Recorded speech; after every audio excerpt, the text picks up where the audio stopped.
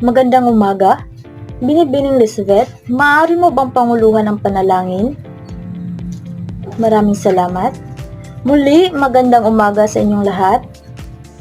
Sa ating kalihim, maaari mo bang isulat ang mga pangalan ng mga lumiban at ipasa sa akin mamaya? Maraming salamat.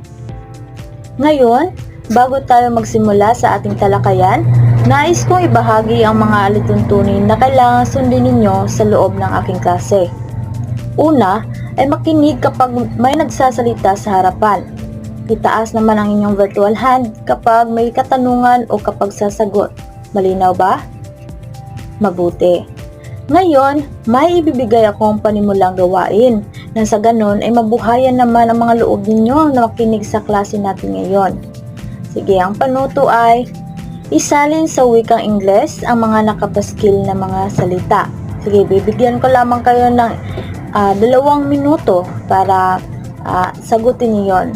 Pabilisan lamang ng pagsagot sa chat box para may puntos ang unang makasagot.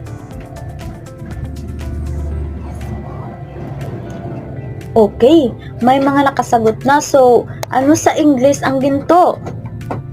Tama, gold. Ano sa English naman ang buwaya? O, ikaw, Lisbeth. Magaling. Ito ay crocodile sa English. Ano naman sa English ang ahas? Tama, snake. At ano naman ang bola? Mahusay. Ito ay ball sa English. Ngayon, magbabalik-aral tayo. Ano bang itinalakay natin noong nakaraang araw, Christian? Tama, syntax. Ano nga ang syntax, Giselle? Tama, ito ay tungkol sa pag-aaral ng istruktura ng mga pangungusap. Ngayon, may ibibigay akong mga salita. Ang gagawin nyo lamang ay ilagay ang kahulugan ng mga napaskil na salita. Sige, sa chat box pa rin sumagot at paunahan lamang ito ha. Sige, may nakasagot na ng mga tama. Sige, ano ang kahulugan ng literal? Sige, ikaw, Novi. Tama, literal o totoo. Ano naman ang pagkakaiba? Tama, ito ay yung may hindi pagkakapareho sa dalawang bagay. Sige, ano naman itong kabuhayan? Ano ba ang kahulugan nito? Magaling. Ito ay ang estado ng trabaho o pamumuhay ng isang tao. At ano naman itong pagbabago? Tama, ito ay unti-unting pag-iiba o paninibago sa mga bagay-bagay. So ngayon, may ideya na ba kayo kung ano ang paksang tatalakayin natin ngayon? Wala? Yan ang alamin natin ngayon. So, ang paksang tatalakayin natin ngayon ay ang semantics. Sino bang may ideya na nitong semantics o may pamilyar na ba nito? Wala pa? Okay, so bago tayo magsimula, babasahin ko muna ang mga layunin. Mga layunin. Una ay nauunawaan ang kahulugan ng semantics at uri nito. Pangalawa ay natutukoy ng mga mag-aaral ang kahalagahan ng pag-unawa ng semantics sa pangungusap.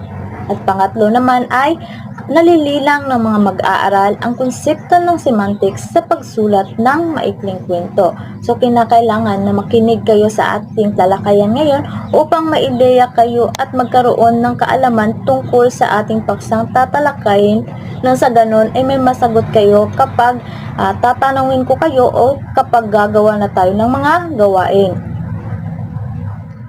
So, ano nga ba ang semantics? Ang semantics ay ang pag-aaral ng kahulugan. So, sa bawat salita ay may mga sari-sariling kahulugan kaya kinakailangan natin na pag-aralan yon sa pamamagitan ng semantics. Ito rin ay sentro ng pag-aaral ng komunikasyon. So, sa pakikipag-usap natin ay gumagamit tayo ng mga salita. So, kinakailangan din natin na pag-aralan yung mga kahulugan dahil ito ay nagbibigay sa atin ng paraan upang makipag-ugnayan sa ating mga kapwa. Pangatlo naman ay dahil sa lalong nagiging krusyal na faktor ng social na organisasyon ang komunikasyon. kailangang higit na maintindihan at pag-ukulan ng pansin ang semantics. So, sa ngayon ay dumami na ang mga faktor o mga salita na galing sa mga islang at masyadong hindi na natin yun maintindihan kung ano ba talaga ang mga kahulugan na iyon, kaya kailangan natin ang semantics.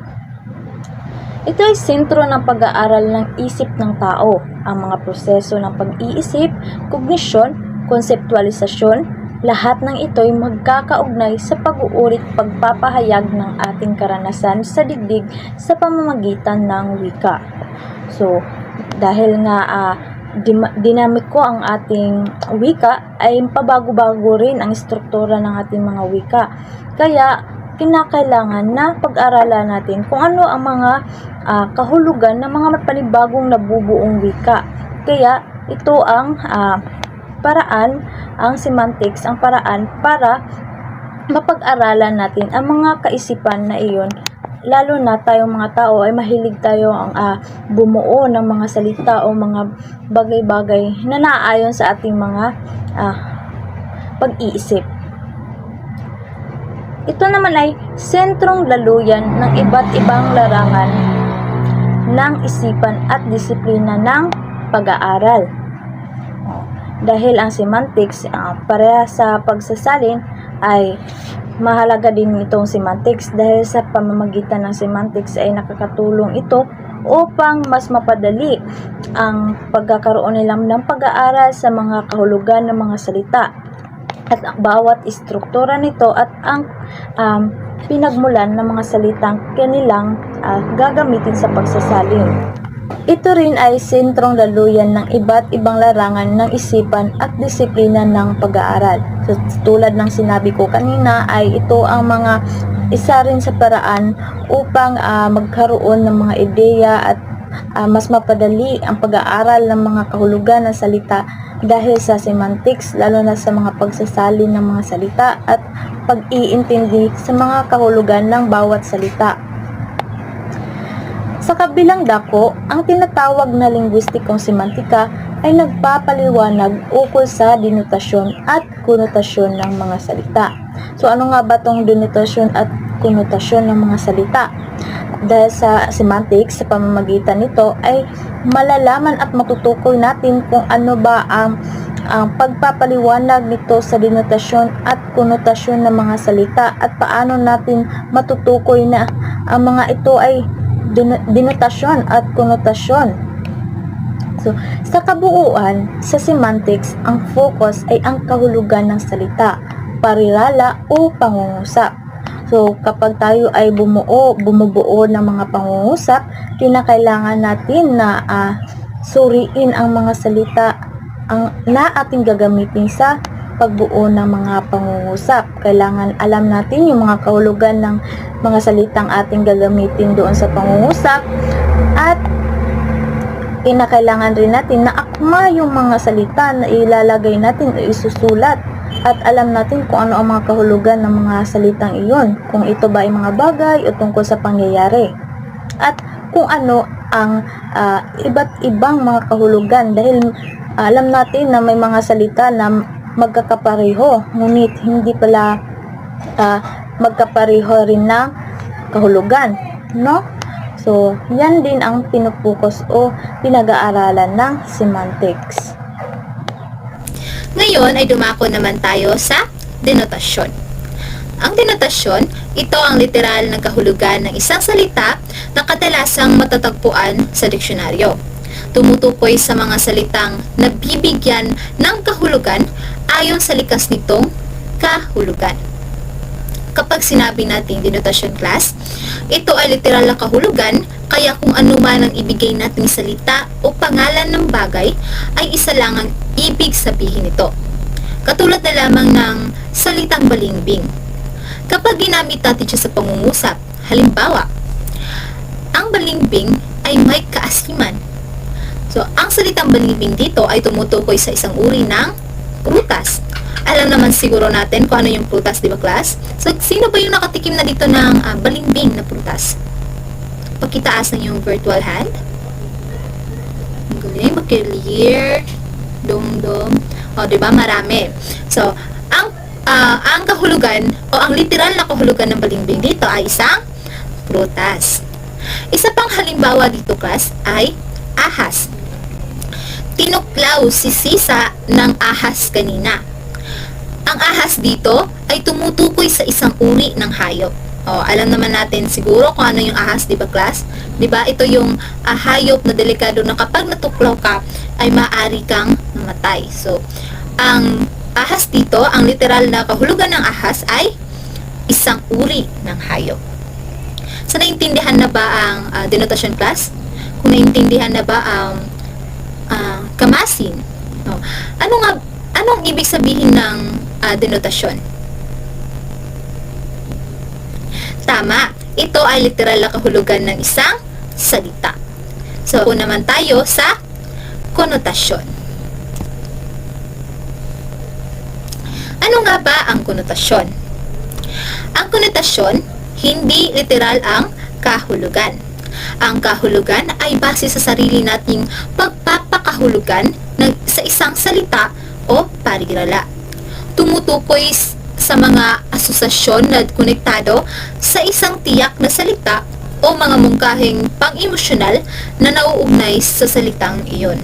So, kapag sinabi natin konotasyon o sa madaling salita, ang konotasyon ay kabaliktaran sa denotasyon. Dahil ang konotasyon, ito ay hindi literal ang kahulugan ng kanyang salita. Diba sa denotasyon, literal. Kapag sinabi natin konotasyon, hindi literal. So, halimbawa na lamang nung salitang balimbing, di ba? Ang balimbing sa denotasyon isang prutas. Kaya ngayon naman, bibigyan natin ng halimbawa ang salitang balimbing sa konotasyon. So, ang halimbawa nito ay ang kaibigan ni Ana ay balimbing. No? Kapag ang kahulugan nito sa konotasyon, ang salitang balimbing dito ay walang paninindigan. Yun. Ang salitang balimbing, so hindi siya literal ang kanyang kahulugan sa konotasyon. Dahil ang salitang balimbing dito ay tumutukoy sa pag-uugali ng isang tao o walang paninindigan. So, pumunta naman tayo sa pangalawang halimbawa para mas maintindihan niyo pa ang konotasyon. Sa pangalawang halimbawa naman ay salitang ahas. No? Naibigay ko na sa denotasyon ito kanina na ang ibig sabihin ay isang uri ng hayop. Ngayon naman, ano kayang ibig sabihin ng konotasyon? Ano kayang ibig sabihin ng ahas sa konotasyon? So, ang halimbawa nito ay ahas ang asawa ni Berto. So, ang ibig sabihin ng salitang ahas sa pangungusap ay mang-aagaw o malandi. Sa denotasyon, ang ibig sabihin nito ay uri ng hayop. Sa konotasyon naman, ito ay pag-uugali ng tao na ibig sabihin ay malandi o mang-aagaw. So, ang ahas dito, malandi o mang-aagaw. So, naintindihan ba ang konotasyon, class? Buti naman. Naintindihan na ba ang ibig sabihin ng konotasyon, class? Kung ganon, pakipindot nga ng inyong reaction button kung naintindihan nyo na ba talaga ang ibig sabihin ng konotasyon. Ayan, maraming salamat sa inyong mga reaction. Upang lubos na maintindihan ninyo ang mga kaibahan ng denotasyon at konotasyon, ay magbibigay ako ng mga halimbawa. Ayan. So, makikita natin dito, sa unang hanay, nandito ang denotasyon. Sa konotasyon naman, sa pangalawang hanay. So, una, sa denotasyon. Sinunog ni Ria ang kanyang kilay. Diba? Sa denotasyon, literal siya kasi ang ibig sabihin nito ay ang pagsunog ng kilay. So, sinunog ni Ria ang kanyang kilay. So, literal na siya na kahulugan. Samantala naman sa konotasyon, sige, dito sa halimbawa ng konotasyon, si Ronaldin ay nagsusunog ng kilay para sa pagsusulit bukas. So, ibig sabihin ng halimbawa, ang nagsusunog ng kilay, ito ay masipag mag-aral. So, hindi siya literal. Sa pag-uugali siya ng tao. So, So, pangalawang halimbawa sa denotasyon. Pantay ang paa ni Ninya, kaya maganda itong tingnan. So, pantay ang paa. So, pantay ang paa, ibig sabihin, pantay ang paa ni Nena. Kaya maganda itong tingnan. Literal pa rin ang kanyang kahulugan. Samantala sa konotasyon naman, pantay ang paa ng aking aso. So, ibig sabihin ng pantay ang paa sa konotasyon, ibig sabihin nito ay patay na o pumanaw na. Pangatlong halimbawa sa denotasyon, may nakita akong umiiyak na pusa sa kalye. So, ang umiiyak na pusa dito ito ay pusang umiiyak. So, literal.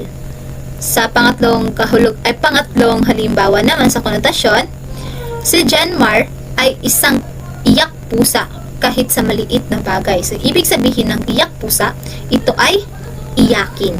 So, magkaiba siya ng kahulugan. Ang aming mga sisiw ay nabasa dahil sa ulan. So, nabasang sisiw. So, ito, ibig sabihin ng halimbawa ay nabasang sisiw. So, ang aming mga sisiw ay nabasa dahil sa ulan. Sa konotasyon naman, ibig sabihin nito ang halimbawa nito ay para kaming basang sisiw dahil sa ulan. So, ang basang sisiw dito ay tumutukoy sa kahulugan nito ay batang kalye. So, naintindihan nyo na ba ang kaibahan ng denotasyon at konotasyon, class? Kapag nilagay natin ito sa halimbawa, matutukoy nyo ba kung saan dito ang denotasyon at konotasyon? Pakipindot nga ninyong reaction button. Ayan. So, naintindihan nyo na talaga ang denotasyon at konotasyon. Dumako na tayo sa ating gawain. Para sa ating gawain ngayon, so ito, ang panuto, basahin ang mga pag-uusap at tukuyin kung alin ang denotasyon at konotasyon. So, kung naintindihan nyo na talaga, matutukoy nyo na kung saan dito ang mga denotasyon at konotasyon na narito sa baba. Kaya tukuyin nyo lamang kung nasaan dyan ang denotasyon at konotasyon.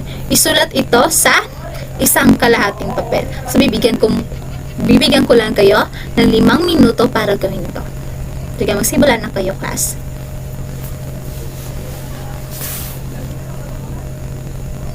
Ay, sandali nga pala. Pag-i-open pala ninyo mga camera. Ayan. Na-open nyo na yung mga camera para na masiguro ko na walang nagkokopyahan sa inyo. Kaya, sige na, maaari na kayong magsimula sa inyong pagsagot. Aba, si Ronaldie, napakaseryoso niyang magsagot sa kanyang mga sa mga katanungan.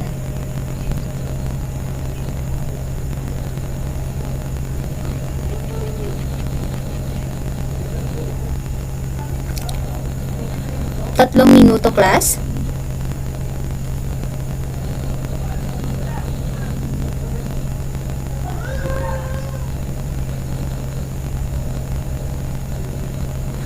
O Joff, bakit parang nakatingin ka lang sa iyong screen?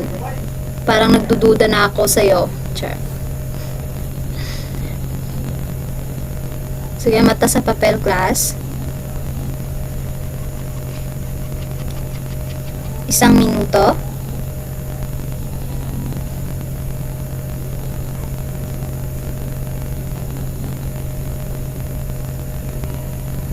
So, tapos o hindi tapos, itigil nyo na ang inyong pagsagot at isend ang inyong sagot sa ating GCR. So, hanggang 10:30 lang tayo. So hanggang 10:30 lang. Ang oras natin ay 10:25. Kapag lumagpas kayo sa 10:30 ay hindi na ninyo mat-turn in ang inyong gawain. So, kung nakapasa ng lahat, yan, kung nakapasa ng lahat, pakipindot ng inyong reaction button. Sa tingin ko naman ay nakapasa ng lahat. So, Dumako naman tayo sa ibang gawain. So, gawain na naman, class. So, kayo magreklamo dyan. So, gawain na naman, class. Huwag kayong mag-alala dahil huli na naman to. So, para sa ating panghuling gawain, gumawa ng maikling kwento na may 2 talata at lagyan ng mga salitang may konotasyon at denotasyon. So, kung naintindihan nyo na talaga ang konotasyon at denotasyon, ay madali lang ito sa inyong gawain. So, bibigyan ko lamang kayo ng 10 minuto para gawin ito. So, gawin nyo ito sa isang buong papel. May 1 buong papel na ba ang lahat? Pagkitaas ng yung 1 buong papel. Ayan, patingin. Ayan, meron ng 1 buong papel. So, maaari na kayo magsimula sa inyong gawain. So, 10 minuto lang, class, ha?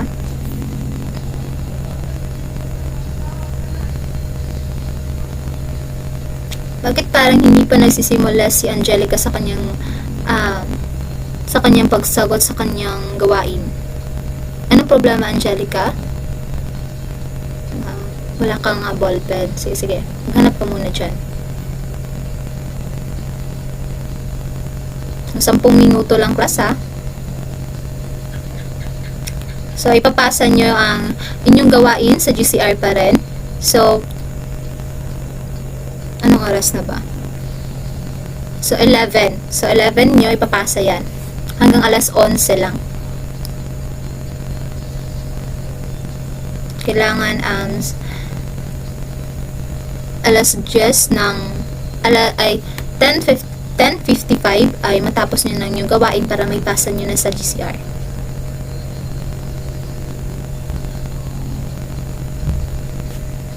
Limang minuto.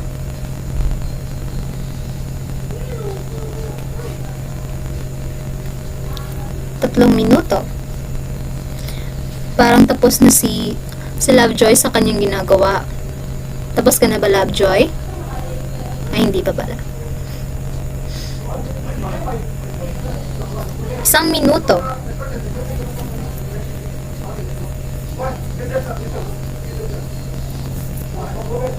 Tapos na ang inyong 10 minuto. Itaas niyo na ang inyong mga papel. Pakita niyo sa akin. Bakit hindi nag-open ng camera si Jenmar? Ayan. Tapos na pala siya. So, tapos na pala kayo. Ipasa nyo na ito sa GCR.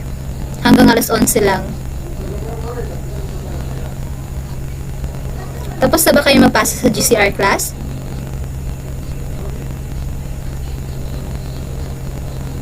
Mabuti naman. Yan. So, binabati ko kayo, class, at nagawa nyo na ang ating mga gawain ngayong araw na ito. So, para sa inyong takdang gawain, takdang gawain na naman. So, marami tayong naging gawain kanina, takdang gawain na naman. So, ganyan talaga ang buhay, class. So, para sa ating takdang gawain, so, isulat ninyo ito sa inyong kwaderno. So, magsaliksik kayo ng mga salita na magkakapareho, ngunit iba ang kahulugan at tukuyin kung alin ang konotasyon at denotasyon. So, yan ang takdang gawain natin, class, ha? Para bukas. Ipapasa nyo yan bukas. Bukas agad, diba?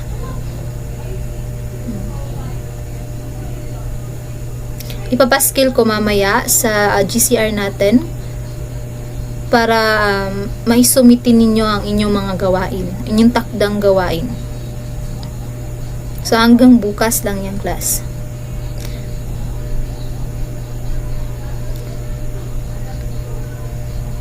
So, yan ang takdang gawain natin, class, ha? Pag-isulat na lamang. Tapos, yun na bang maisulat? Mabuti ko ganun. So, yun lamang, class, sa araw na ito. Paalam. Naway, patnubayan kayo ng poong may kapal. Paalam sa lahat. Paalam.